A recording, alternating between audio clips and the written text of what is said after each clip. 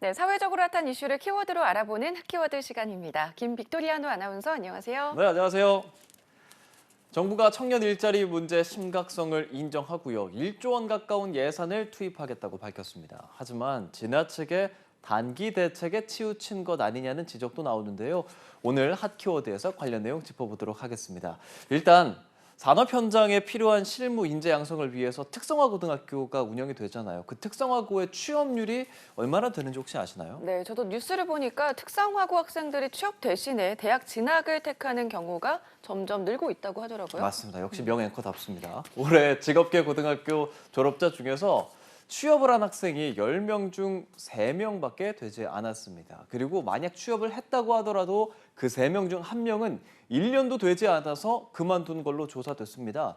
지난해와 비교해서 직업계고 졸업생들의 실질 취업률은 감소했고요. 반대로 대학 진학률은 늘었습니다.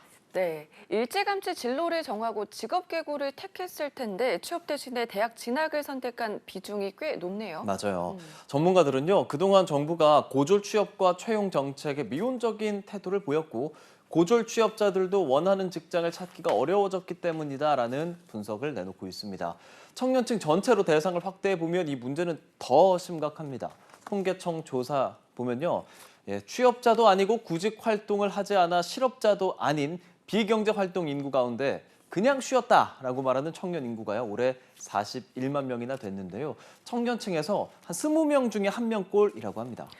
네, 그냥 쉬었다는 청년들이 좀처럼 줄지 않고 있는데요. 역시나 가장 큰 이유는 원하는 일자리를 찾지 못해서였습니까? 맞습니다. 2030 쉬었음 인구 지난해보다 6만 6천 명이 늘어서 67만 6천 명으로 나타났는데요. 왜 쉬었는지 물어보니까요. 청년 10명 중 3명이 원하는 일자리를 찾기 어려워서라고 답했습니다. 문제는 이렇게 쉬고 있는 상태가 장기화하면 일하고 싶은 혹은 일을 구하고 싶은 그런 의욕은 더 줄어들겠고요. 결국에는 미취업 기간은 더 길어지겠고 결혼, 출산 이런 것까지도 악영향을 미치기 때문에 사전 관리가 중요하다는 겁니다. 네, 그래서 정부에서도 1조 원이나 투자를 해서 쉬고 있는 청년들에게 일자리를 찾아주겠다 이렇게 나선 거군요. 맞습니다. 많은 돈을 투입했어요. 청년들이 원하는 일자리를 찾을 수 있도록 재학, 재직, 구직 이렇게 단계별로 조기 지원 그리고 사전적 대응을 강화하겠다고 나섰습니다. 일단 먼저 고교생 취업 지원 서비스를 새로 만들고 대학생 맞춤형 고용 서비스도 확대하기로 했습니다.